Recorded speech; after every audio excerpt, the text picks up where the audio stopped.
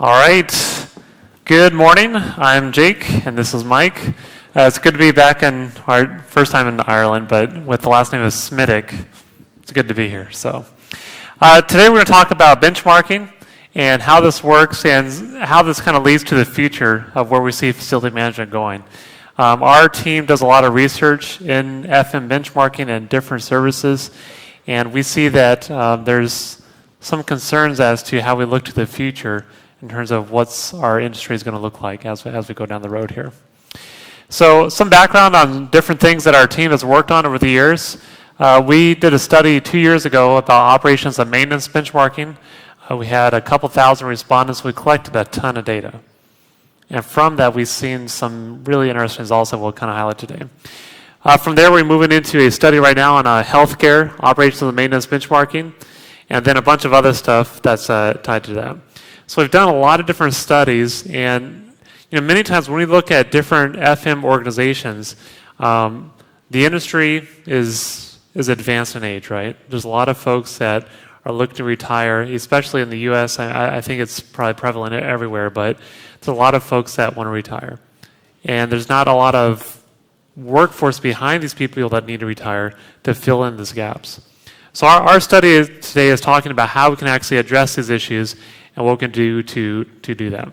Fundamentally, we have to measure if we want to improve. We can't change if we don't understand what's actually going on. I know we talk about benchmarking a lot, but that's fundamentally what we're talking about, is we have to measure our processes, and that's how we actually advance what we're looking to do here. So as an example, just a quick case study about how this works. This is for janitorial services. And that's our custodial services. We all have to deal with that in different forms of fashions. But what this organization did is they assessed how things were currently going, made changes to the management structure, and made some other adjustments. And as a result of that, we see that performance improves, right? So we know that on the left-hand column here, our initial ratings, this is along various categories of how the company performed. We made some change. We didn't change out the service providers, nothing else like that. All we changed is how we're assessing performance, which again is benchmarking. This is the value. When you do benchmarking correctly, very simple, easy to use fashion, we have tremendous results because of that. So if we want to think about how do we actually start benchmarking, the first thing is just do it. Just start doing something rather than doing nothing at all. Just start doing something, measuring something that's easy to understand and that people can actually look at for what we're looking here. So for example, what's another example of this? Let's say that we're buying a new roof. What's the main reason that we buy new roofs for our facilities? Leaks, right? So if we're looking to come up with a benchmark as to how well our roofing systems are performing, what should that benchmark number look like? Percentage of roofs that don't leak, right? How satisfied people are with the roofing in terms of what's done on time or the leaking status, things like that. So our benchmarks have to be tied to what's relevant to what we're looking at. The second thing is if we're going to use benchmarking data, it has to be used for what we call positive accountability. If we have benchmark data or metrics or whatnot to force people to do something that is going to get people fired, that's not the best way to use benchmark data. It has to use it to improve the way we're going to run our operations. If you want to read more about this specific study here, check out the journal article. You can see a link to that, and that's in our Journal of Facility Management, Education, and Research. Take a look at that. There's lots of very applied, hands-on articles that you can see in the journal. We also looked at in-house versus contracted services, and again, part of the study here. So if we're thinking about how do we outsource to different service providers, we've done a lot of other work in this area as well. And after having run almost 3,000 projects, more than $15 billion of procured services, what I want to briefly talk about, what are the top 5 things that we've seen in our research to help make this run more efficiently. The first thing is we have to compete expertise, which means risk and value. We have found that out of thousands of projects, the number one way to identify if somebody knows what they're talking about is ask them, what risk do you see on this service or this project, and how are you going to minimize that risk? Out of all the things we look at when we're looking to figure out who do we hire, how does this work, the ability to identify and minimize risk is by far the number one indicator of how much expertise somebody has. Use blind evaluations. So if we're thinking through the procurement process and how this works, we have found that if we just look at what the company's plan is to do the work, is much more effective. Thirdly is focus on the people. Man, I mean, many times when we think about when we have a really successful contract or a project, we don't say, well, our terms and conditions are really good. That's why we have such a good project. Or our legal agreements, that's the reason why things went so well. No one says that, right? The reason why projects go so well is because of what? The people doing the work. So we're figuring out or thinking about who to hire to provide services for our contracts. We have to look at the people that are actually doing the work. Keep it short. I have talked to lots of different service providers, and how many times do you have to submit a package or proposal to an owner that's like boxes and boxes of information, proposal docs and binders? That's so inefficient, right? It's incredibly inefficient to do that. What I recommend, and again, based on the research here, 8 pages. If you're looking to figure out who to hire, 8 pages, and there's certain things we can do to figure that out, but keep it short because no one wants to spend all day looking at all this information. And lastly, share your budget. Tell the industry, here's how much money we have as an owner to provide for this service. Tell us what the budget is, because if you have an expert and they know that you're asking for something like this, but your budget is down here, that's a risk. And if we don't have our budget, we can't actually bridge that gap between the risk without having that budget. So again, continuing with the benchmarking here, we looked at staffing levels. So we looked at public sector versus private sector. These are just office buildings. So again, it's a very specific set of data here. But what we can kind of see here is that, in general, we see that typically private sector manages more space and fewer people doing similar sorts of jobs.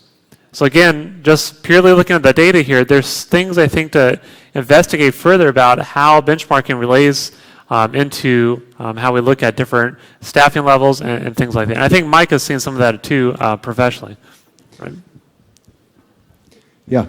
I'm just kind of smiling right now at your comment about 8 pages for a proposal. The outsourcing proposals that I've seen over my career are like 100 pages. Yeah. I think I have at least one colleague out there, Janet, sitting out there who has similar experience, I'm sure.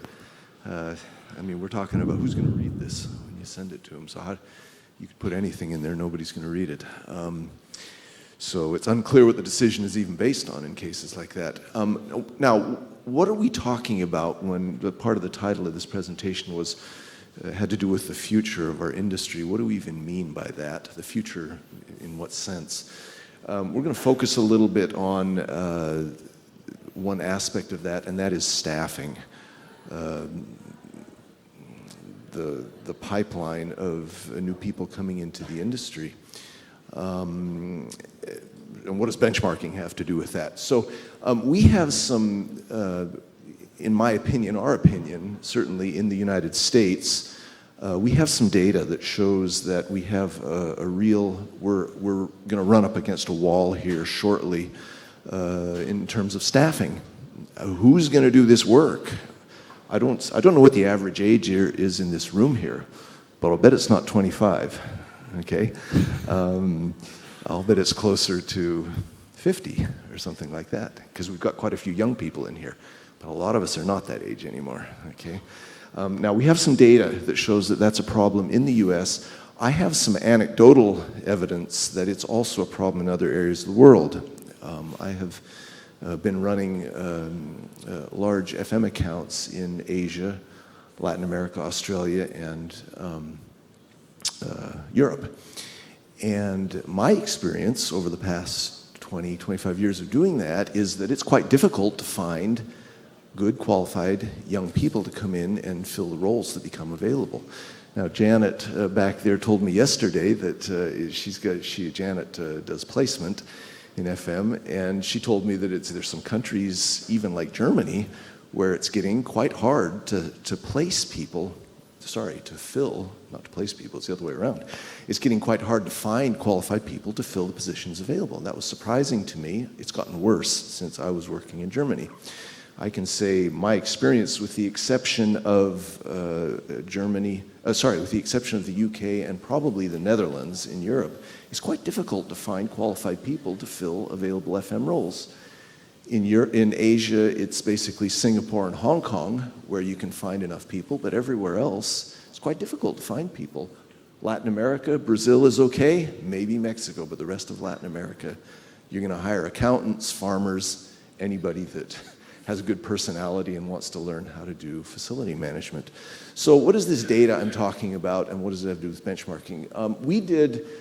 I didn't, but Jake and a colleague of ours, Ken Sullivan from Arizona State University, did a study, I guess it's been 10 years now, where they sent out, this was a study that was funded by IFMA, International Facility Management Association, and it went out to all their members, and there was a good response rate, but I don't remember what it was. What do you think the average age is of practicing facility managers in the States? Now, IFMA has, I think, 18% of the practicing facility managers in the States. It's a big database. I think they have 18,000 members anyway. Most of them are in the States. What do you think the average age was, this is a decade ago, of practicing facility managers?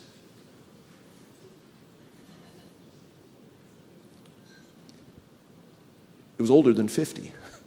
Okay, between 50 and 55, which means that if we consider normal retirement ages, at least in the US, within a decade of that survey, more than half of practicing facility managers were going to be retiring if we just, now not on an individual basis, but if we just look at averages, right? That's a lot. Well, guess what? It's been 10 years since that study. Have a bunch of them retired? Yes. Have they filled roles? Some of the roles have been filled. What we're seeing at the university level is that we are not anywhere close to filling the need of people leaving the industry due to retirement with our students. My students all get multiple job offers, and the competition already starts at the internship level. Okay? There are so many internships out there available, because internships lead to permanent employment in a lot of cases. So companies, at least in the US, are starting to realize that if they offer internships to students, they can grab those students and reserve them for when the students graduate. Okay? Now, my experience in Europe is that it's nearly impossible to place a student in an internship in FM. It's just not a thing. At least it wasn't when I was working here, and it's been about 8 years since I left. So those of you in industry, you need to figure that out for yourself, whether you're actually offering internships to the FM students that are being trained here in Europe. If you're not, you might be able to get a competitive advantage by doing so. Countries like the Netherlands train a whole lot of FM students, right? Other countries maybe not. And so anecdotally, we think the rest of the world has the same problem as the US, but let's show the data now that a year and a half ago, a colleague of ours from Washington State University did a study of staffing in the healthcare environment in the United States. More than 200 responses. Individuals were asked about, these are directors of FM directors at hospitals in the United States, and they were asked about their hiring practices. How do they fill their roles? Where do they get these people from? Do they develop them from within? Do they take people that wield screwdrivers and turn them into facility managers, or do they go out to the universities and hire all these students that are being trained? And first of all, they 57%. So again, more than half of the workforce is going to be retiring in the next decade. Most of them or many of them, a fifth of them anyway, in the next 5 years. It's basically the same data, similar data that we had from 10 years ago looking at the FM industry as a whole. So it's a bit of a validation that the problem still exists. The reality also, strangely, is that these people, these directors of FM in hospitals are not hiring very many students out of the universities.